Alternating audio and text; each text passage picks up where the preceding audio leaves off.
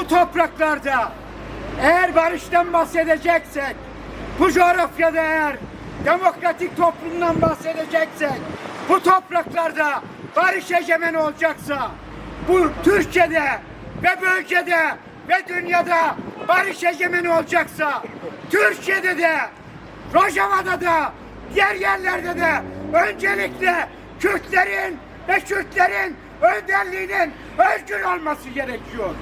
Demokratik, ekolojik, kadın özgürlükçü paradigmamıza olan inancımızla Rojava başta olmak üzere Kürdistan coğrafyasında ve Orta Doğu'da devreye konulmak istenen komploya geçit vermeyeceğiz. Umut, hakkı, insan haklıdır, barışın elçisi imdadınadır.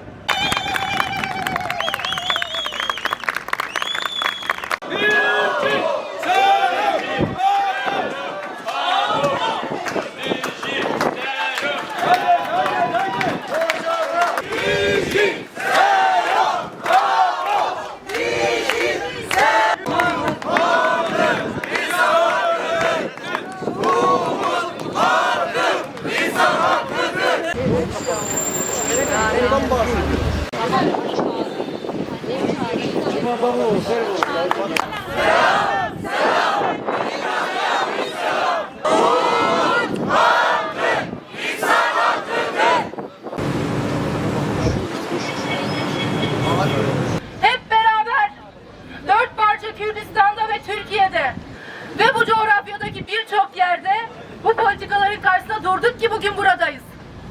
Rojava'nın kazandığı statüden bugün meclise kadar Sayın Öcalan'ın kurucu misyonu, önderlik misyonu kabul edildiyse sizlerin mücadelesidir.